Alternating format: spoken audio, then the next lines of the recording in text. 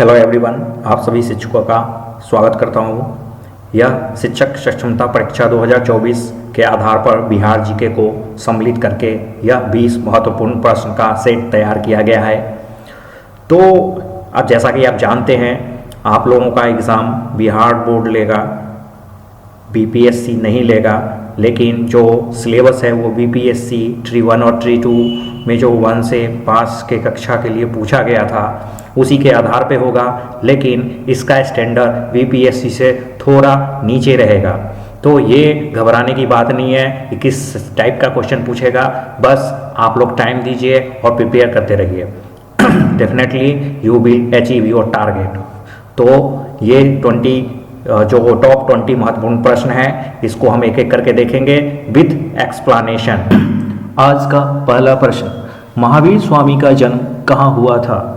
महावीर स्वामी, जिनको हम वर्धमान महावीर के नाम से भी जानते हैं, तो आपके जो ऑप्शंस हैं वो कुंदग्राम, बी पाटलिपुत्र, सी वैशाली, डी मगध।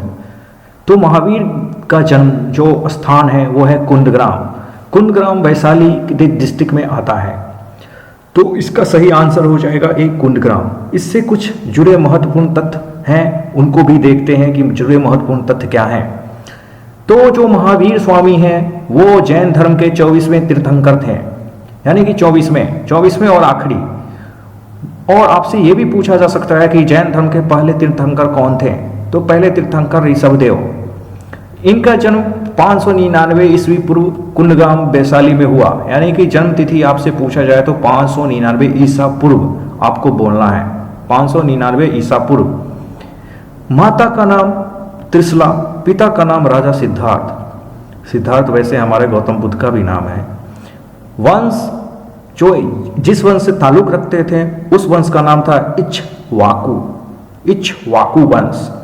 गृह त्याग, यानी कि इन्होंने जो घर का त्याग किया वो 30 वर्ष के आयु में किया, और ज्ञान प्राप्ति इनको 12 वर्षों के बाद मिला। इनका मृत्यु, यानी कि इनको मोक्ष 72 वर्ष की आयु में मिला। वो जगह था पावापुरी। पावापुरी किस जगह पे है? वो नालंदा डिस्ट्रिक्ट में। नालंदा डिस्ट्रिक्ट में पावापुरी जगह में एक बहुत अच्छा मंदिर है जिसको बोला जाता है जल मंदिर। तो ये भी क्वेश्चन पूछा जा चुका है बिहार एसएससी में कि जल मंदिर किस जगह पे स्थित है बिहार में, तो वो पावापुरी में स्थित है। जैन समाज उनके मोक्ष दिवस मीन्स मृत्यु दिवस को दीपावली के रूप में मनाते हैं, और जो उनका जन्म दिवस है उस दिन को आप भी जानते हैं कि महावीर जयंती के रूप में मनाया जाता है। तो ये कुछ महत्वपूर्ण तथ्य हैं, VVI वेरी वेरी इंपॉर्टेंट, ताकि इसको भी आप गो थ्रू कर लेंगे जिससे कोई भी क्वेश्चन छूट ना पाए। नेक्स्ट, आज का दूसरा प्रश्न, नालंदा विश्वविद्यालय के संस्थापक कौन थे? नालंदा विश्वविद्यालय विश्व धरोहर है जिसको हम जानते हैं, तो इनके संस्थापक कौन थे? ए चंद्रगुप्त द्वितीय, जिनको हम विक्रमादित्य के नाम से भी जानते हैं, बी कुमारगुप्त, सी धर्मपाल, डी पुष्यगुप्त। तो गुप्ता डायनेस्टी के काल में ही नालंदा विश्वविद्यालय का स्थापना किया गया था, तो इसका जो सही आंसर है वो है कुमारगुप्त। कुमारगुप्त ही थे जिन्होंने नालंदा विश्वविद्यालय का स्थापना किया। इससे कुछ जुड़े तथ्य को देख लेते हैं। नालंदा शब्द संस्कृत के शब्द नालम और दा से बना हुआ है। नालम का अर्थ होता है कमल, और कमल को जैसा कि आप जानते हैं कमल एक ज्ञान का प्रतीक होता है, तो ज्ञान देने वाली नालंदा विश्वविद्यालय। श्रीगुप्त को गुप्ता साम्राज्य का संस्थापक भी कहा जाता है, यानी कि गुप्ता डायनेस्टी के जो अगर संस्थापक हैं तो आपसे पूछा जाए तो वो श्रीगुप्त ऑप्शन में आप टिक करेंगे। समुद्रगुप्त महाराजी धीराज का उपाधि धारण की, और इनको भारत का नेपोलियन भी कहा जाता है, यानी कि ये जो गुप्ता डायनेस्टी के जो समुद्रगुप्त हैं, समुद्रगुप्त बहुत ही पावरफुल किंग थे। इस वजह से इनका नाम नेपोलियन बोला गया। और चंद्रगुप्त द्वितीय जो विक्रमादित्य के नाम से आप जो जान रहे हैं, इनको कविराज भी कहा जाता है। अगर आपसे पूछा जाए कि गुप्ता डायनेस्टी में कविराज किस राजा को कहा जाता है, तो इसमें चंद्रगुप्त द्वितीय विक्रमादित्य को बोला जाता है। इनको बीना वादन का बहुत अच्छा शौक था, जिस वजह से इनको कविराज भी बोला जाता था। अगले सवाल की ओर चलते हैं। अगला सवाल, प्रसिद्ध विष्णुपद मंदिर बिहार में कहाँ स्थित है? विष्णुपद मंदिर, पद से आपको समझ में आ रहा होगा कि विष्णुपद, पद मतलब होता है पैर, तो विष्णु के पैर वाले मंदिर कहाँ पे हैं बिहार में? आपके ऑप्शन से पटना, बोधगया, वैशाली, इनमें से कोई नहीं। ये एक्चुअली गया में स्थित है, बोधगया। तो आपका सही आंसर होगा बोधगया। इससे जुड़े कुछ तथ्य को समझ लेते हैं। इससे जुड़े तथ्य ये हैं कि जो भगवान विष्णु का जो ये मंदिर है, ये फल्गु नदी के किनारे है, फल्गु नदी। और विष्णुपद मंदिर के अंदर विष्णु जी का, भगवान विष्णु के 40 सेंटीमीटर लंबे पद चिन्ह ठोस चट्टान में अंकित है और एक चांदी प्लेटेड बेसिन से घिरा हुआ है। यानी कि इस मंदिर में क्या है कि जो विष्णु जी का पैर है उसका यहाँ पर वर्णन है, यानी कि उसकी पूजा की जाती है। कहा जाता है कि एक राक्षस था, उस राक्षस का नाम तो याद नहीं है, उस राक्षस को विष्णु जी ने अपने दाहिने पैर से धरती के अंदर दबा दिया था, और जब उन्होंने दबाया था तो वहां पर उनके पैर के छाप छूट गए थे, और उसी छाप को विष्णुपद मंदिर के नाम से विख्यात हुआ बाद में, और उसको चांदी के प्लेटेड से उसको बेसिन से घेर दिया गया। अगले प्रश्न की ओर चलते हैं। बिहार में किस वर्ष दूरदर्शन केंद्र स्थापित किया गया? यानी दूरदर्शन केंद्र बिहार में, क्योंकि ये बिहार से रिलेटेड मैंने क्वेश्चन बनाए हैं तो ये सभी के सभी बिहार से ही कहीं ना कहीं रिलेट करेगा। तो जो दूरदर्शन था वो स्थापित जो हुआ वो 1978 ईस्वी में स्थापित हुआ, और इससे कुछ जरूरी तथ्य ये हैं कि 1978 में बिहार का पहला दूरदर्शन केंद्र स्थापित किया गया और मुजफ्फरपुर में स्थापित किया गया इसको, यानी कि पटना में भी नहीं, मुजफ्फरपुर में पहला दूरदर्शन केंद्र स्थापित किया गया। और जब पटना में जो दूरदर्शन केंद्र स्थापित किया गया वो 1990 में, यानी कि 1990 के दशक में वहां पर पहला दूरदर्शन केंद्र छाजू बाग पटना में स्थित किया गया। अगले प्रश्न की ओर चलते हैं। बिहार राज्य की स्थापना की घोषणा कब हुआ? यानी कि बिहार राज्य जो हमारा है, पूछना स्थापना की घोषणा, यहाँ पर वर्ड है घोषणा, कब स्थापना हुआ ये नहीं पूछना, घोषणा किया गया। आपके ऑप्शन से 22 मार्च 1912, 12 दिसंबर 1911, 22 दिसंबर 1912, 12 मार्च 1912। आपने यहाँ पर देखा कि 12 दिसंबर 1911 को, यानी कि 12 दिसंबर 1911 को दिल्ली दरबार में जॉर्ज पंचम के द्वारा घोषणा किया गया था बिहार एक अलग राज्य बनेगा। और जो लॉर्ड हार्डिंग थे, लॉर्ड हार्डिंग ने एक राज्य के गठन की अधिसूचना जारी की। उसी अधिसूचना के आधार पर जो बिहार है उसको बंगाल से अलग कर दिया गया। तो बंगाल से अलग किया गया 1912, वो नेक्स्ट क्वेश्चन में देखेंगे, क्योंकि पहले बता देंगे तो फिर आप आंसर जान जाएंगे।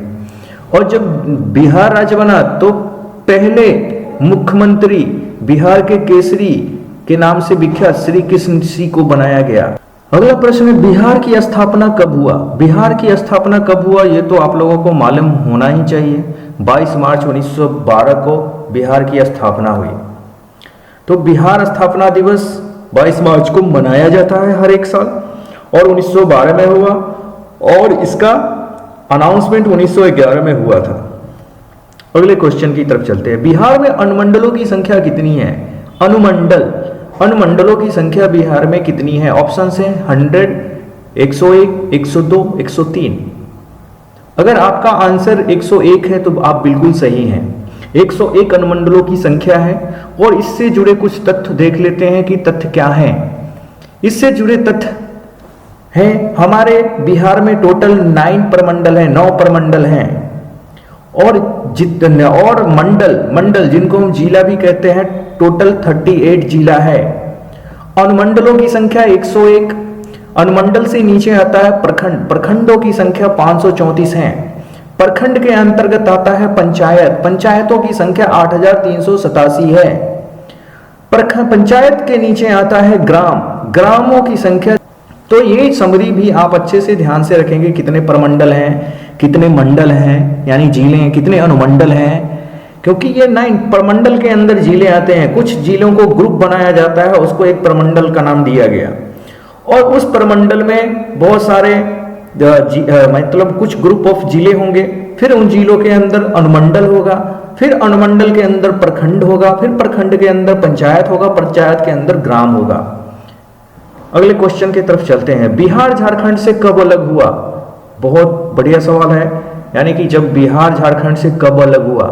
आपने 1912 में तो देख लिया कि 1912 में क्या हुआ, बंगाल से बिहार को अलग किया गया और झारखंड से, उसके बाद फिर उड़ीसा भी आया, 1936 में उड़ीसा से भी अलग किया गया बिहार को। तो झारखंड से कब अलग हुआ, झारखंड से ऑप्शंस आपके सामने हैं। इसका जो सही आंसर होगा वो 15 नवंबर 2000 को, यानी कि 2000 ईस्वी में 3 नए राज्य स्थापित हुए थे। एक झारखंड, दूसरा उत्तराखंड और तीसरा छत्तीसगढ़ जो कि मध्य प्रदेश से अलग करके बनाया गया, और उत्तराखंड उत्तर प्रदेश से और आपका झारखंड बिहार से। अगले क्वेश्चन की तरफ चलते हैं। बिहार में क्षेत्रफल की दृष्टि से सबसे छोटा जिला कौन सा है? क्षेत्रफल की दृष्टि से यहाँ पे पूछा जा रहा है। देखो, आपको दो तरीके से पूछा जा सकता है कि जो आबादी है, आबादी के दृष्टि से सबसे छोटा जिला कौन सा है, सबसे बड़ा जिला कौन सा है, क्षेत्रफल की दृष्टि से सबसे छोटा कौन सा है, सबसे बड़ा कौन सा है। तो जो आबादी की दृष्टि से है, अब यहाँ पर ऑप्शन है पश्चिमी चंपारण, शिवहर, पटना, शेखपुरा। तो मैं आपको बता दूं, अगर आपका आंसर शिवहर है तो बिल्कुल सही है। शिवहर जो है क्षेत्रफल की दृष्टि से सबसे छोटा जिला है। जैसा कि यहाँ पर कुछ समरी है इससे रिलेटेड। शिवहर का जो एरिया है वो मात्र 443 वर्ग किलोमीटर का एरिया है, और जनसंख्या की दृष्टि से पूछा जाए तो शेखपुरा सबसे छोटा जिला है, जनसंख्या की दृष्टि से पूछा जाए। और जनसंख्या की दृष्टि से अगर पूछा जाए सबसे बड़ा जिला तो पटना है, क्योंकि ऑब्वियस है पटना में हर एक जगह के लोग बसे हुए हैं, तो ऑब्वियस उनका जनसंख्या ज्यादा होगा। और पश्चिमी चंपारण का एरिया बहुत ज्यादा है, यानी कि सबसे ज्यादा जमीनी एरिया पश्चिमी चंपारण के पास है। तो ये कुछ रोचक तथ्य हैं, इनको भी याद रखेंगे आप लोग। अगले क्वेश्चन की तरफ चलते हैं। बिहार में प्रमंडल कमिश्नरियों की संख्या कितनी है? प्रमंडल को हम कमिश्नरी भी बोलते हैं, तो इस तरीके से भी क्वेश्चन आ सकता है, बिहार में कमिश्नरियों की संख्या कितनी है? तो ये तो ऑलरेडी आप जानते हैं, प्रमंडलों की संख्या 9 है, जो कि पहले स्लाइड्स में हमने देख रखे हैं। इससे कुछ जरूरी तथ्य अगर हैं तो देख लेते हैं। हाँ है 9, वो कौन कौन से हैं? 9 वो हैं पटना, तिरहुत, सारण, दरभंगा, कोसी, पूर्णिया, भागलपुर, मुंगेर, मगध। तो ये सारे के सारे 9 प्रमंडल हमारे पास बिहार में हैं। इन्हीं प्रमंडल के अंतर्गत फिर हमारे सारे के सारे जिला आते हैं। अगले क्वेश्चन की तरफ चलते हैं। बिहार में पटना हाईकोर्ट की स्थापना कब हुई? पटना हाईकोर्ट, यानी कि जो बिहार में हाईकोर्ट बना वो पटना में ही बना था, और वो पहले कब हुई? तो इसका सही आंसर है 1916 ईस्वी को हाईकोर्ट की स्थापना हुई। इसमें कुछ तथ्य जान लेते हैं। जो जज होते हैं हाई कोर्ट के, उनका रिटायरमेंट का एज 62 ईयर्स होता है, और जो सुप्रीम कोर्ट के जज होते हैं उनका रिटायरमेंट का एज 65 ईयर्स होता है, यानी 65 years supreme court and 62 years for high court. Next, Bihar का राजकीय पशु क्या है? बिहार का राजकीय पशु, जिस तरीके से राष्ट्रीय पशु होता है उसी तरीके से राजकीय पशु, और राष्ट्रीय पशु आपको मालूम होना चाहिए। भारत का राष्ट्रीय भारत से रिलेटेड है, क्योंकि भारत हमारा राष्ट्र है, दैट्स वाई कॉल्ड राष्ट्रीय, और बिहार हमारा राज्य है इसलिए राजकीय। तो पशु भारत का आप लोगों को मालूम होना चाहिए। भारत का कौन सा है? हमारा बाघ, टाइगर। और बिहार का कौन है इनमें से? बैल है, गाय है, भैंस है, कुत्ता है। गाय है या बैल है, इसमें कंफ्यूजन हो सकता है। इसका सही आंसर है बैल। बैल हमारा बिहार का राजकीय पशु है। अगले क्वेश्चन की तरफ चलते हैं। बिहार का राजकीय पक्षी, अब इससे रिलेटेड इंडिया का भी आ सकता है। राष्ट्रीय पक्षी कौन सा है? मोर। मोर हमारा राष्ट्रीय पक्षी है, राष्ट्रीय पक्षी है मोर। और राजकीय कौन सा होगा? कबूतर, मोर, गरैया, कौवा। इसका सही आंसर है गरैया। गरैया हमारा राजकीय पक्षी है। जो छोटा सा चिड़िया होता है जो हर एक जगह मिलता है, आपने देखा होगा पहले गांव में ये सबसे ज्यादा दिखाई देने वाला चिड़िया यही था, गोरैया। इस गोरैया चिड़िया को राजकीय पक्षी के नाम से राजकीय पक्षी घोषित किया गया। राजकीय पक्षी एक्चुअली 2013 में घोषित किया गया गरैया को, 2013 में। अगले क्वेश्चन की तरफ चलते हैं। बिहार का राजकीय पुष्प कौन सा है? बिहार का राजकीय पुष्प। और भारत का कौन सा है, ये आप लोग कमेंट करके बताएंगे। इंडिया का तो इसमें से ऑप्शन है कमल, गुलाब, गेंदा, चमेली। तो इसका सही आंसर होगा गेंदा। गेंदा को हम राजकीय पुष्प के नाम से जानते हैं बिहार का। अगले प्रश्न की ओर चलते हैं। बिहार का राजकीय वृक्ष, अब आपको राष्ट्रीय वृक्ष बताना है। कमेंट सेक्शन में आप लोग राष्ट्रीय वृक्ष का बताएंगे। राजकीय वृक्ष कौन सा है? बरगद, आम, नीम, पीपल। बताइए। ऑब्वियस है, बिहार में जो हमारे महात्मा बुद्ध थे उनको ज्ञान की प्राप्ति किस जगह हुआ था? पीपल वृक्ष के नीचे। तो ऑब्वियस है कि मेरा पीपल ही होगा। तो इसका सही आंसर है डी, पीपल। बिहार का राजकीय मछली, ओ माय गॉड, मछली जिनको पसंद है उनको तो बिल्कुल मालूम होगा कि मछली कौन सा राजकीय है। तो ए ऑप्शन कतला, बी डॉल्फिन, सी मांगुर, डी रोहू। तो इसका जो सही आंसर है वो है सी, मांगुर मछली, जो राजकीय मछली के नाम से जाना जाता है। अगले क्वेश्चन की ओर चलते हैं। बिहार का राज्य खेल कौन सा है? राष्ट्रीय खेल आप लोग बताएंगे। राष्ट्रीय खेल कौन सा है? राष्ट्रीय खेल क्या है? हॉकी है या क्रिकेट? इनमें से आपको ऑप्शन में बताना है। भारत का राष्ट्रीय खेल, राजकीय खेल कौन सा है? राज्य का खेल कौन सा है? ए फुटबॉल, बी गिल्ली डंडा, सी कबड्डी, डी हॉकी। गिल्ली डंडा तो बहुतों ने बचपन में खेला होगा और कबड्डी भी खेला होगा। फुटबॉल आपने कम खेला होगा बिहार में, हॉकी भी आपने कम खेला होगा, लेकिन इसको आपने बहुत खेला होगा। तो इसका सही आंसर है कबड्डी। कबड्डी कबड्डी कबड्डी कबड्डी इज द राज खेल। अगला क्वेश्चन, बिहार की आधिकारिक भाषा कौन सी है? यानी कि कामकाज, सरकारी ऑफिस में कामकाज की भाषा कौन सी है? कामकाज की भाषा कौन सी है? ऑप्शन है हिंदी भोजपुरी, उर्दू भोजपुरी, हिंदी उर्दू, हिंदी अंग्रेजी। तो इनमें से कौन सा होगा ये आपको सोचना। बिहार की आधिकारिक भाषा कौन सी है? बिहार की आधिकारिक भाषा कौन सी है? ऑप्शन है हिंदी भोजपुरी, उर्दू भोजपुरी, हिंदी उर्दू, हिंदी अंग्रेजी। तो अगर आपका आंसर सी है तो बिल्कुल आप सही है, हिंदी, और दूसरा आधिकारिक भाषा उर्दू है। यानी कि पहला ये है, फिर उसके बाद दूसरा उर्दू है। तो इसमें कंफ्यूज नहीं होना है कि हिंदी और अंग्रेजी, नहीं, पहला हिंदी है, दूसरा उर्दू। अगले क्वेश्चन की तरफ चलते हैं। इनमें से कौन सी नदी बिहार में नहीं बहती है? बिहार में नहीं बहती है। ऑप्शन है कमला, बी है झेलम, सी है फल्गु, डी है गंडक। कमला भी आपने सुना होगा, फल्गु तो आपने सुना ही हो, और फिर जहां पर पावापुरी में जल मंदिर है, नहीं, जहां पर विष्णुपद मंदिर है, फल्गु नदी के किनारे है। गंडक भी आपने देखा, हाजीपुर के एरिया में गंडक भी बहती है। तो झेलम जो है ये आपका श्रीनगर में है। श्रीनगर, श्रीनगर, श्रीनगर जो बसा हुआ है वो झेलम नदी के किनारे बसा हुआ है। तो ये भी आपको ध्यान रखना है। श्रीनगर आपसे पूछ सकता है श्रीनगर किस नदी के किनारे बसा हुआ है? झेलम, चिनाब, सोन, गंगा। आपको ऑप्शन करना है झेलम। ओके, तो इसका आंसर कौन सा हुआ? इसका आंसर भी झेलम नहीं बहती है बिहार में। अगले क्वेश्चन की तरफ चलते हैं।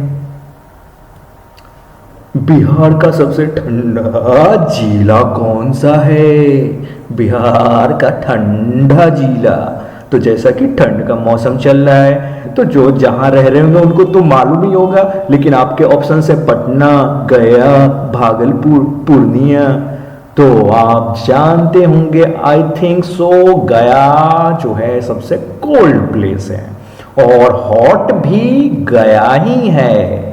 अगर ठंडा और गर्म दोनों पूछता है तो आप गया को ही टिक करेंगे।